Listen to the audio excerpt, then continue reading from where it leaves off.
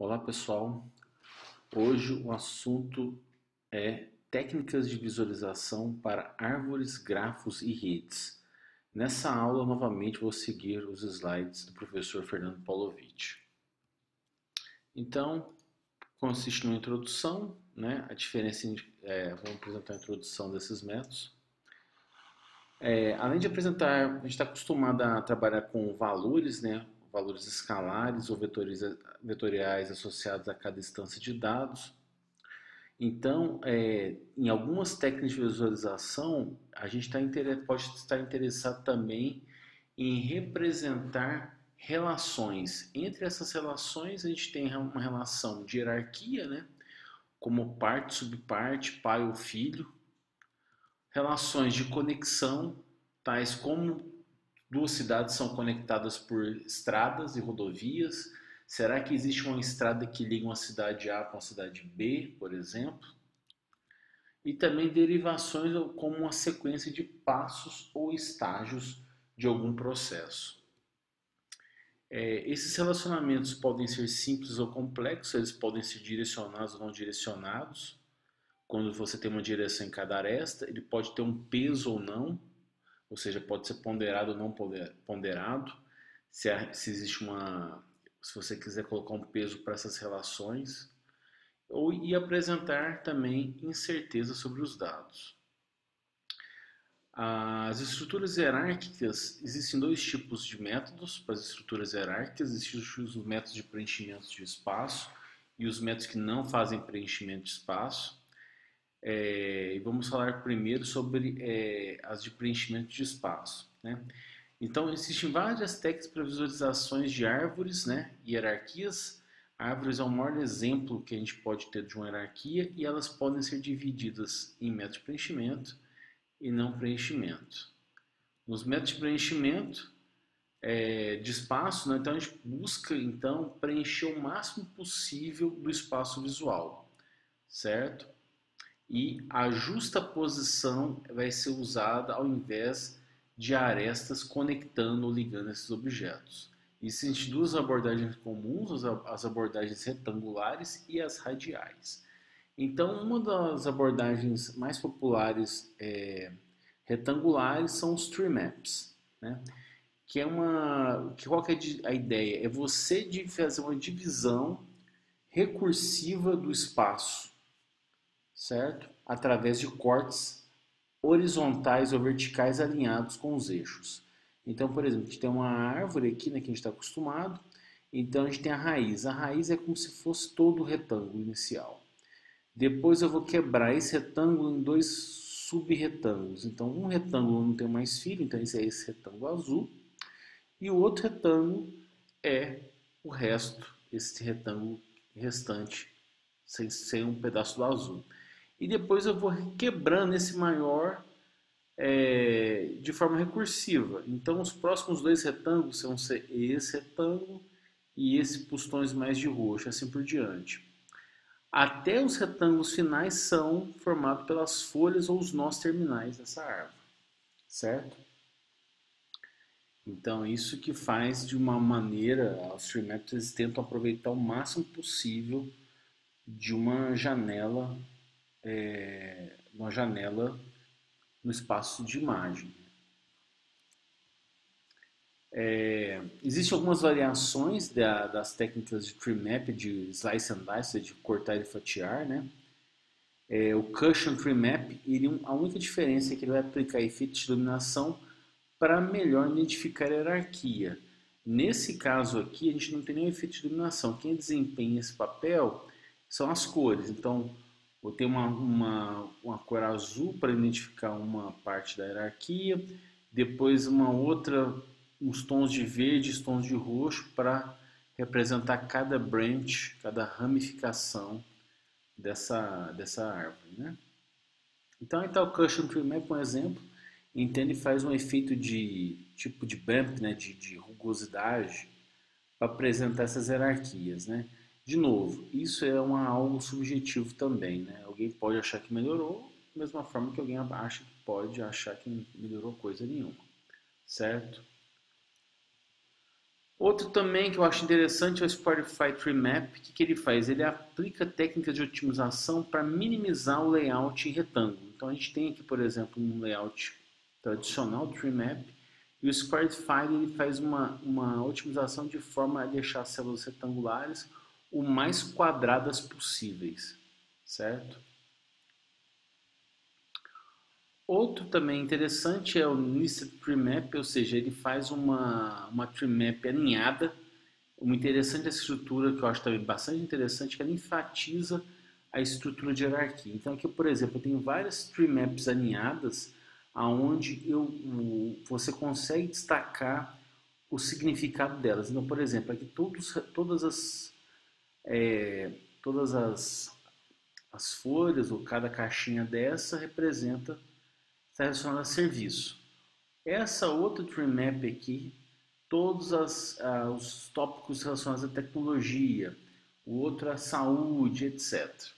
Certo? Então, isso é interessante porque você mantém o contexto da visualização, ou seja, você consegue navegar em cada Tree Map sabendo o que significa esse agrupamento. E também as tree maps que usam diagrama de Voronoi. Né? O diagrama de Voronoi é uma estrutura bastante conhecida em geometria computacional. Então aqui está o tree map baseado em Voronoi, né? E aqui eu coloquei lá direito uma sala de Voronoi. Então, no problema tradicional de geometria computacional, você dá uma nuvem de pontos e para cada um desses pontos você vai construir essas células que melhor subdivide o espaço no sentido seguinte, que cada ponto dessa célula está mais próximo desse pontinho aqui do que os dos demais, certo? Isso é muito interessante para aplicações de, por exemplo, de georreferenciadas. Um exemplo, vamos supor que cada ponto da direita é uma franquia de uma lanchonete. E você quer fazer delivery, você quer saber quando a pessoa liga na central, você quer saber de qual filial tem que partir a entrega. Então, se você aplica um diagrama desse, você consegue descobrir as regiões mais próximas de cada ponto. Então, por exemplo, se um pedido saiu dessa região aqui, então vai ser essa loja que vai ter que fazer a entrega para esse determinado ponto, certo? Existem várias técnicas eficientes de você calcular esses diagramas. Então aqui, por exemplo, o usuário consegue aplicar de forma recursiva, ou seja, de forma alinhada, os diagramas de Voronoi. Então a gente consegue ver um grande diagrama aqui, destacado nessa linha mais grossa, e dentro dele o usuário aplicou de forma recursiva chama mais vezes o algoritmo de cálculo de diagrama de Voronoi, certo? Ou seja, interessante que parece colmeia de abelha, né? E o Circular Tree Maps também, que aplica círculos alinhados também, ou seja, ele traduz o o Nested Tree Map numa forma de fazer uma organização de discos circulares. Então, por exemplo, aqui temos vários conjuntos que lembram o diagrama de Venn, né? Um associado a vídeos, ao assunto vídeo, e o outro círculo associado a computadores. Dentro do vídeo, a gente tem outros filhos, né? Outras derivações, outra hierarquia, onde uma hierarquia representa as televisões e projetores, e dentro de televisões e projetores, os respectivos fabricantes de cada um desses segmentos. O Fernando deixou aqui um site onde você tem uma história dos algoritmos Tree Maps e as demais variações deles. Uma outra técnica também, além do preenchimento retangular, são os preenchimentos radiais. Um exemplo dele é o método chamado Sunburst Display. A ideia dele é usar ciclos concêntricos para representar essa hierarquia. Então, eu acho ele interessante porque, por exemplo, a gente tem uma árvore aqui, né? Então, aqui, por exemplo, é a raiz. A raiz é o círculo mais interno. Depois você tem duas subclasses aqui, né? Que está representado nesse círculo um pouco mais externo, só que a divisão dos dois fios é representada por cor. Então, aqui, essa cor marrom representa esse filho, e essa cor azul representa o outro filho, e assim por diante, até chegar no círculo mais externo que representam as folhas, ok? Essa representação em relação ao tree map você tem uma vantagem, porque no tree map você só consegue visualizar as folhas, né? Só os nós terminais dessa árvore aqui. Enquanto que o Sunburst ele permite a gente visualizar cada nível da hierarquia, tá? Isso é muito interessante. Esse comentário eu acabei de falar. E a gente pode usar também, como eu falei, além da cor, outros marcadores gráficos para representar outros atributos, certo? E temos também agora os métodos de não preenchimento do espaço, né? O método mais comum são os diagramas de ligação de nós, aquele diagrama de árvore que a gente está acostumado, que eu mostrei na dedução do Sunburst e do Tree Map, tá? E também uma maneira de a gente representar é desenhar, tentar bolar algoritmos de desenho para esses diagramas de ligação de nós. Só que a gente deve considerar alguns fatores, né? A convenção do desenho, a gente vai usar arestas retas, linhas poligonais ou curvas para representar, certo? Pois vamos posicionar numa grade ou não, certo? Também algumas restrições também. A gente pode impor algumas restrições. A posição do nó, de algum nó em particular para dar mais destaque a esse nó, certo? E posicionar alguns grupos de nós mais próximos para dar a noção de comunidade, por exemplo. E também a estética também influencia bastante, né? A gente, por exemplo, quer evitar, por exemplo, muita sobreposição dessas arestas. E como eu falei, né? As regras estéticas podem ser minimizar o cruzamento de linhas, né, para evitar a oclusão, manter uma razão de aspecto agradável, minimizar a área total do desenho para a gente preencher o máximo possível na janela, minimizar o tamanho do total das arestas, minimizar o número de curvas nas arestas e minimizar o número de ângulos distintos e curvaturas também nas arestas. E tentar uma estrutura simétrica também, porque o ser humano gosta de figuras que sejam mais simétricas possível. Um algoritmo simples para a gente desenhar uma árvore, que é uma árvore no sentido que a gente está acostumado a ver, né? É o seguinte. Então, corte a área do desenho em fatias de altura igual, considerando a altura da árvore. Então, por exemplo, a gente parte no retângulo, vê quantos níveis tem, a gente vai fatiar esse retângulo no tamanho da profundidade. E para cada nível vamos determinar quantos nós precisam ser determinados. Ok. Depois vamos dividir cada fatia do retângulo de cada nível em tamanho igual, considerando a quantidade de nós que vai existir em cada nível da sua árvore. Desenha cada nó no centro do seu retângulo correspondente. E depois desenha uma ligação do centro inferior de cada nó ao centro superior dos seus fios. Quando a gente aplica essas regras, a gente vai ter esse resultado. Então, como eu falei, a gente começa num retângulo, né? E aí eu conto quais são a profundidade dessa árvore. Então, ou seja, quantos níveis ela tem. Nesse caso é 1, 2, 3, 4, 5, 6. Vou pegar esse retângulo e dividir em 6 faixas horizontais, uma para cada nível. Para cada faixa eu vou contar quantos nós eu tenho. Nesse caso, no primeiro nó que só tem a raiz é 1. Então, pega esse retângulo maior e vou posicionar esse subretângulo no centro desse retângulo maior. Ok. Faço isso para cada nível. Nesse caso, tem dois nós.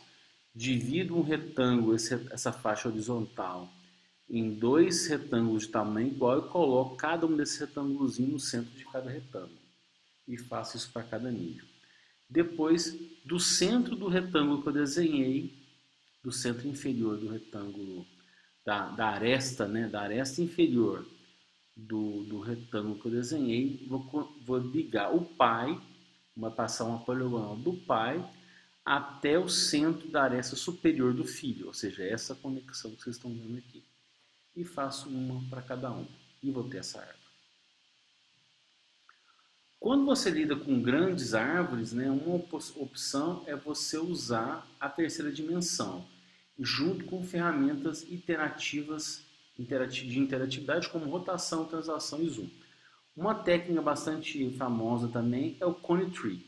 Vocês estão vendo aqui, ó, que são cones, né, que não dá para ver, tá? São tridimensionais, aqui é a sombra dessa árvore, né?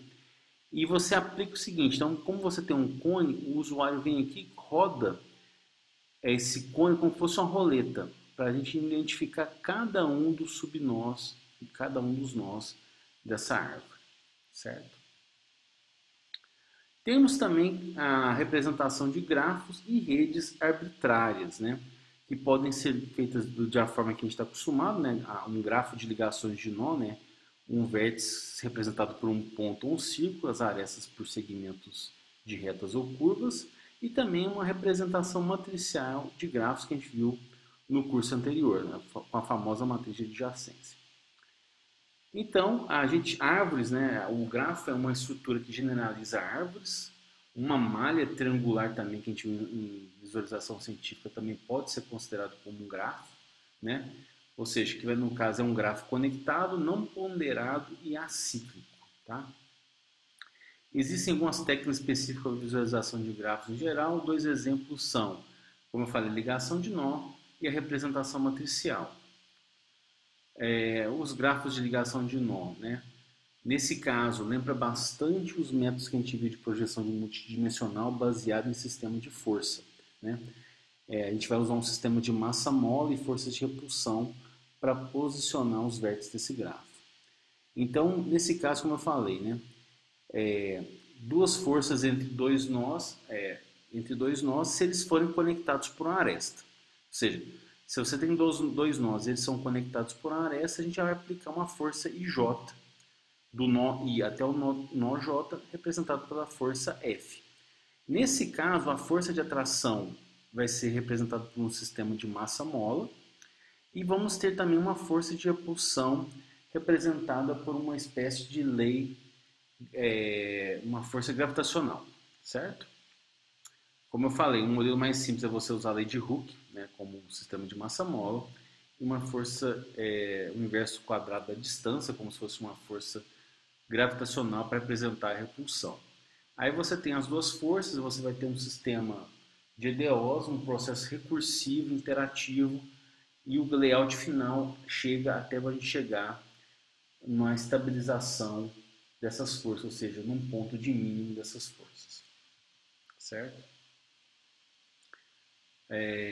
Como eu falei, a posição inicial pode ser aleatória, pode ser um chute inicial aleatório, então o sistema vai tendo umas oscilações até você chegar numa estabilização, ou seja, até o sistema convergir para o mínimo local, que é o layout resultante dessas forças, certo? Outra técnica que eu falei bastante no curso, que é criada pelo Telley, um dos autores do livro texto do curso, é você aplicar também nas arestas do grafo uma técnica chamada edge-banding para você evitar sobreposição, né? Você agrupar mais essas arestas, né? Para evitar a oclusão. Um tipo de gráfico bastante também comum para a gente visualizar, um gráfico particular, são os grafos planares, né? Que são aqueles gráficos que não têm interseção das arestas, certo? E também são os mais simples de serem desenhados com algumas técnicas específicas. A vantagem é que são grafos esparsos, né? Que a gente for representar por uma matriz, e também satisfazem a forma de Euler também, né? Se você tem um grafo de n vértices, ele vai ter 3n menos 6 arestas. Isso é muito bom, essa forma, porque você consegue alocar em memória a quantidade de arestas, sabendo a quantidade de nós desse grafo, certo? Existem vários testes para saber se um grafo é planar ou não, não vou entrar nesse detalhe. E também, como eu falei, a gente está interessado em técnicas para desenhar grafos planares. Uma técnica que a gente vai falar é o Visibility Approach, é como se fosse um teste de visibilidade, e esse teste consiste em duas etapas, né? Cada vértice vai ser representado por uma linha horizontal e cada aresta com uma linha vertical. Depois a gente vai colapsar essas arestas horizontais em um único ponto e vamos criar uma polilinha, ou seja, uma curva poligonal ligando esses vértices. Então, um exemplo aqui, ó. Então a gente tem esse gráfico que a gente está acostumado, a topologia do gráfico está aqui, por exemplo, o vértice 1 é conectado com 2 e com 3, o 4 é conectado com o vértice 3, 6 e o 5, certo? Essa técnica está descrita com essas duas figuras aqui. Então, como eu falei, a gente vai ordenar os vértices. Nesse caso eu tenho 7 vértices, então coloquei aqui, ó, vértice 1, 2, 3, 4, 5, 6, 7. E para cada vértice eu vou desenhar uma linha, uma aresta horizontal. Tá aqui. Desenho uma aresta para a linha 1, para a linha 2 e assim por diante. Aí eu venho aqui, o vértice 1 liga com 2 e com 3. Então eu pego uma linha vertical e vou conectar com 2 e com 3. Repara que é um teste de visibilidade porque é como se eu tivesse um observador nesse ponto aqui e essa linha do que representa o vértice 2, ele fizesse uma oclusão das demais linhas. Então, por isso que o 1 só conecta com 2, certo? Da mesma forma que o 2 conecta com 3 e nenhum de baixo, porque essa aresta do vértice 3 faz uma oclusão dos demais vértices, certo? Eu faço isso para todos os vértices, né? E depois o que a gente vai fazer? A gente vai colapsar essa aresta num único ponto, certo?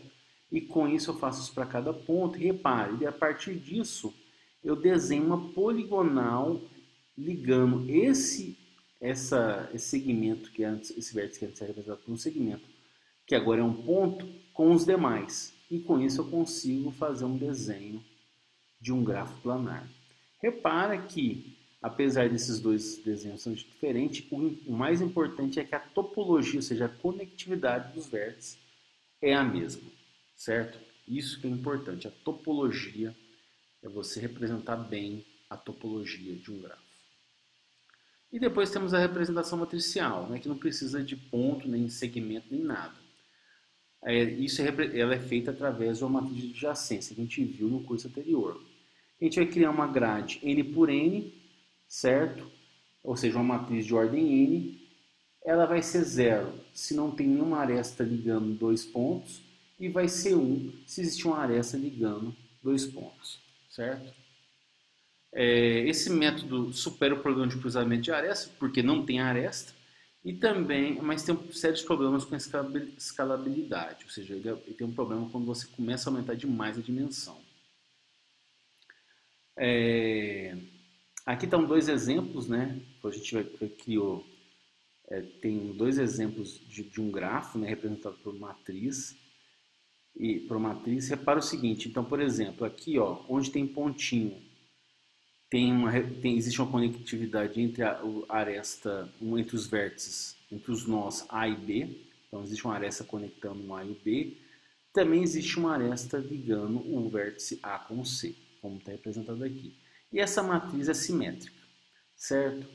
Uma coisa que a gente pode fazer para melhorar essa visualização dessa matriz simétrica é fazer uma reordenação de linhas e colunas para deixar todos os valores não nulos o mais próximo possível da diagonal, certo?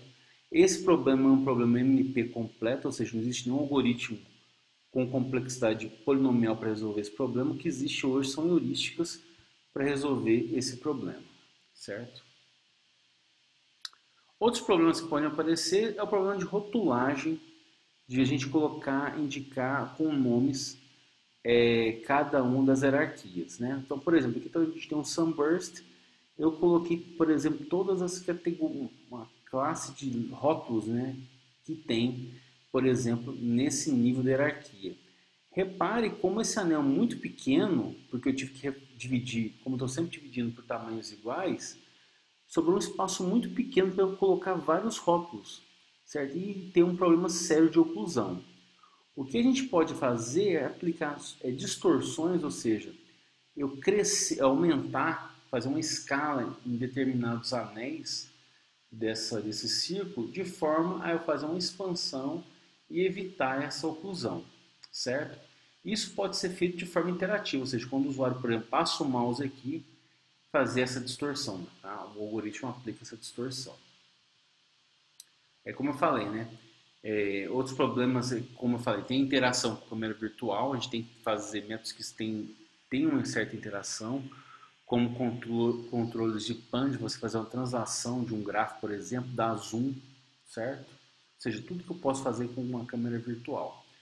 Interação com elementos de grafo, ou seja, fazer uma seleção de nós, pegar um nó, arrastar para uma determinada região, dar um highlight de todas as arestas que conectam, todas as arestas que nós conectam com o nó que o usuário clicou. E também, como eu falei, você fazer interação com estruturas do grafo. Então, mudar uma estrutura, ou seja, fazer uma reordenação do grafo, mudar o layout dele, você fazer, dar um zoom em determinadas regiões para dar uma,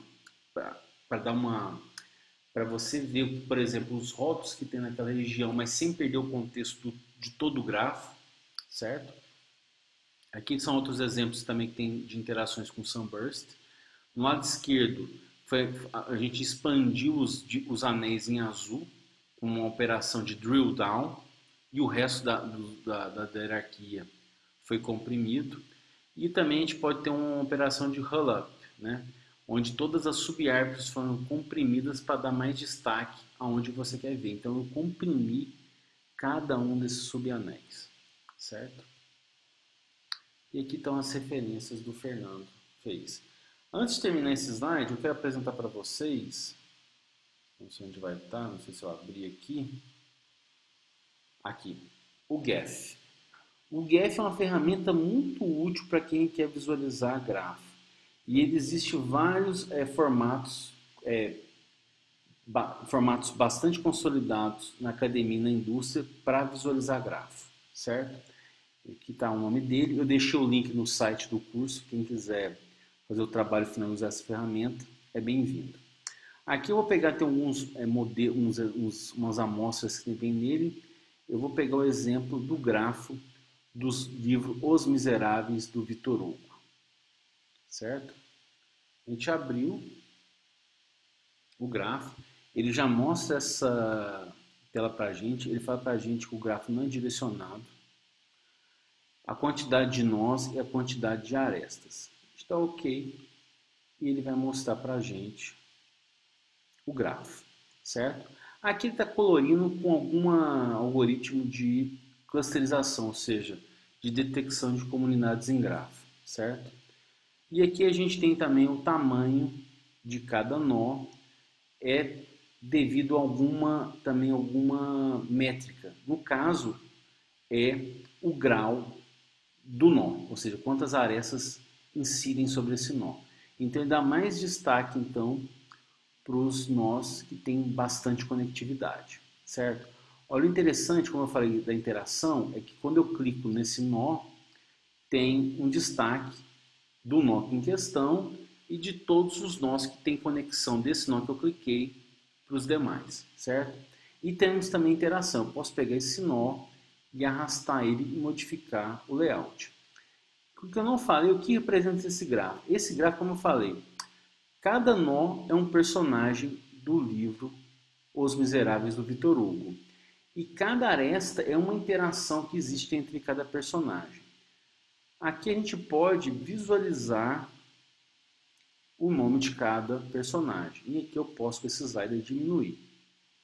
Então, por exemplo, aqui eu tenho um personagem principal do livro, que é o Jean Valjean. Né? Então, por isso ele é o nó aparentemente mais relevante desse gráfico, por isso que ele está com um peso maior. Né? E aqui tem, por exemplo, ele tem uma conectividade com a Fantine. E aqui está a comunidade da Fantine, né? Ou seja, uma clusterização do grafo mostrou que nessa rede esses são os nós mais próximos da Fantine, certo? Aqui interessante, ó, eu tenho várias também, ó, posso usar outros algoritmos de partição também, e foi bastante conhecido em rede complexa, né? Eu posso fazer também colocar um atributo de ranqueamento aqui, como eu falei, do grau de cada nó, ou seja, a valência de cada nó, quantas arestas incidem sobre ele, etc. O que eu posso fazer também, ó, se eu vim aqui em estatísticas no lado direito, eu posso muito bem vir aqui e aplicar o algoritmo de page ranking do Google, por exemplo.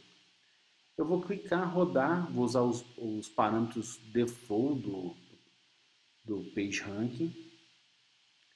Aí ele vai calcular para mim o page ranking, vai colocar para mim um histograma com o score e um score, né, de cada nó, certo? E é interessante que isso que é importante também, ó, ele dá referência da onde foi implementada essa técnica. No caso, é o algoritmo dos autores, dos criadores do Google mesmo. Fechei close, agora eu vou vir aqui em ranking, ó, vai aparecer o page ranking. Eu posso selecionar e tem esse color map, você pode mudar o color map que você quiser. Eu posso aplicar isso no grafo. Quando eu apliquei, está aí o ranqueamento. Então, pelo algoritmo PageRank agora, como uma métrica de relevância para cada nó, o Jean Valjean continua sendo o nó mais importante, certo? Outra coisa também que eu falei no slide, os algoritmos para criar esse layout. Eu falei em algoritmos de força. Então, por exemplo, eu posso vir aqui e aplicar esse Força Atlas. Esse Força tem vários parâmetros que você pode tunar para deixar o layout do grafo atrativo ou não. Eu vou rodar esses parâmetros default dele. Vamos ver o que vai acontecer. Ficou ruim porque todo mundo foi colapsado. Então, você tem que tunar esse parâmetro, que é uma missão ingrata, certo? Aí, repare, como meta interativo, quem está reparando, ó, deixa eu dar um zoom aqui, o algoritmo está sendo aplicado, porque tá vendo, ó, tá tendo essa oscilação. Eu posso vir aqui e parar o algoritmo. Não gostei desse layout. Eu posso vir aqui e aplicar outro, como esse algoritmo aqui, que é mais simples, tem menos parâmetros. Vamos ver qual é o resultado dele. Quando a gente aplica, para o algoritmo, que é um método interativo também, eu tenho que parar, senão ele vai ficar interagindo. Ele espalhou bem os elementos, certo? Só que, nesse caso, ele tem esse aspecto circular, ok? Mas, de novo, ele espalhou bem, ó, de tal forma que eu não tenho problema de sobreposição da rotulação de cada nó.